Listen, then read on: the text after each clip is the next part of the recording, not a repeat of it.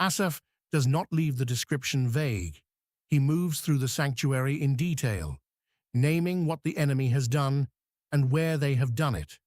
Each verse adds another layer of desecration until the full picture stands before God in prayer. Thine enemies roar in the midst of thy congregations. They set up their ensigns for signs. Psalm 74, verse 4. The enemy roars inside the sanctuary, not outside the walls, not at the city gates, inside the place where Israel gathered to worship. The roaring is the sound of triumphant armies who have taken what they came for, the noise of men who believe they have won. The word congregations is significant. These are the appointed gatherings of God's people, the sacred assemblies where Israel met God through sacrifice, song, and the reading of the law.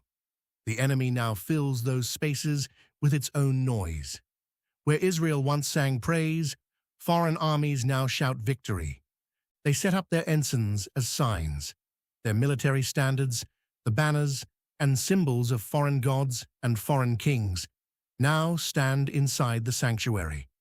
Where God's glory once rested, enemy flags mark the conquest. This is not accidental. It is a deliberate replacement. The enemy plants their symbols in God's house to declare that their power has overcome his. A man was famous according as he had lifted up axes upon the thick trees. Psalm 74, verse 5. The verse shifts to the work of destruction itself. A man gained reputation based on how he swung his axe against the carved wooden panels and beams of the sanctuary. The thick trees refer to the cedar woodwork Solomon installed throughout the temple, the finest timber from Lebanon shaped by skilled craftsmen. What took years to build, the enemy destroys for sport and glory. The irony cuts deep. In Israel, a man gained honor by building, crafting, and consecrating. Among destroyers, honor comes from the thoroughness of demolition. The sanctuary that once produced worshippers now produces vandals, competing with one another over who can tear it down fastest. But now they break down the carved work thereof at once with axes and hammers.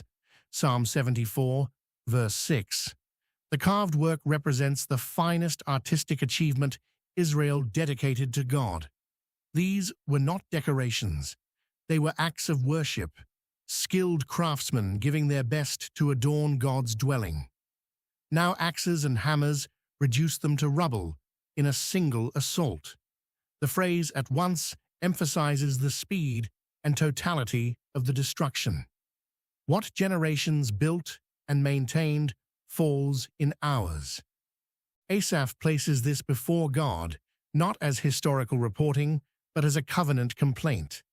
God commissioned the sanctuary's construction. God filled it with his glory. Now his own house lies in pieces, and the enemy swings hammers without restraint or consequence. They have cast fire into thy sanctuary.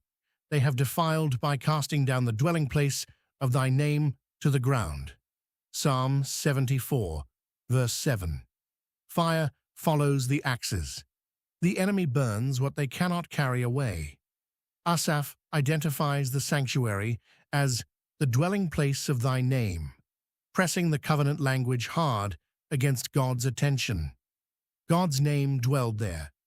His revealed character, his faithfulness, his power, his covenant, promises all attach themselves to that location.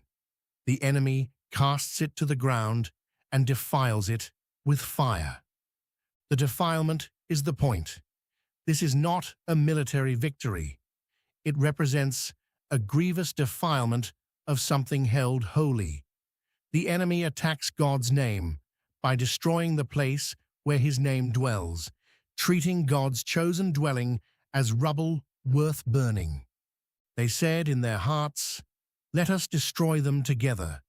They have burned up all the synagogues of God in the land. Psalm 74, verse 8. The destruction is not impulsive. The enemy deliberates in their hearts before acting, making their assault premeditated rather than incidental. They say, "Let us destroy them together," meaning the assault is coordinated and total. They intend to leave nothing standing. Asaph reports they burned all the synagogues of God throughout the land, extending the devastation beyond Jerusalem to every place of worship across Israel.